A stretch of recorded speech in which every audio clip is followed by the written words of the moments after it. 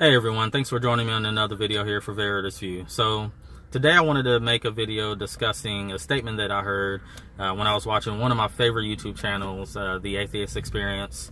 So Matt Delahunty was hosting the show not too long ago, and he was having a discussion with a theist. And they were talking about how they kind of came to an end point in the conversation. And there was a statement that Matt made that I thought was very important, and I wanted to kind of highlight it. Because it's something that I think that would help not only myself, but other atheists that have conversations that do this on a regular basis, at least for genuine reasons. You're not there just to make fun of the believers or whatever. You generally are trying to either understand why they believe or help them understand why they believe or why they may be wrong or why they're not may not be justified. So the statement was, atheists, we need to approach a conversation not necessarily to prove the other person wrong, but to allow them to demonstrate that they're right. Now, this is very important, at least to me, because there's a difference in the way you approach somebody. Because when you're trying to prove them wrong, it kind of can come off as a little bit as if you're attacking their belief or their faith or whatever, and that's not really going to get you anywhere if you're kind of putting off that theist in the first place.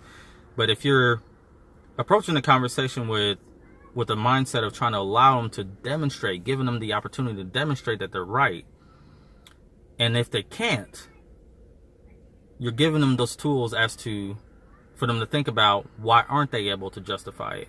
Why aren't they able to justify their belief that their God exists, their faith, or any of the supernatural things or miracle things that they believe in?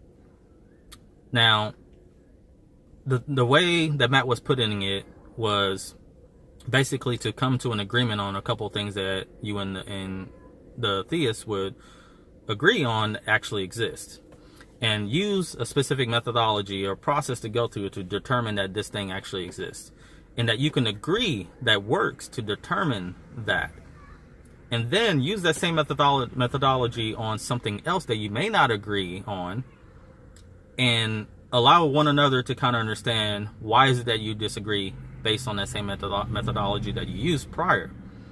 And if the theist is willing, this is very important because you'll get a lot of pushback about this, but if the person you're talking to is willing to question their own faith, question their belief, apply that same methodology to that, and if they can't demonstrate that they're right, if they can't demonstrate this God exists, if they can't justify their belief, their faith, you have given them the tools to understand why.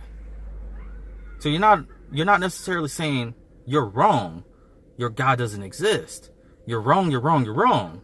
You're not doing that.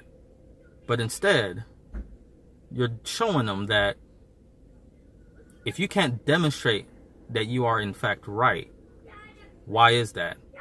And you've given them the tools to understand that. So once your conversation is over, they can take that for themselves and contemplate on it. You're giving them the tools to understand where they might have a flaw in their thinking, where their beliefs may not be justified, why they can't demonstrate that their God actually exists. If they're willing, of course. But I thought that was very important, and I felt it needed to be highlighted a little bit more. So that's my thoughts on it. Let me know what you guys think. I think it helped me out a lot on conversation, so hopefully it would with others out there. So that's all I have for you today. Let me know what you guys think. Thanks.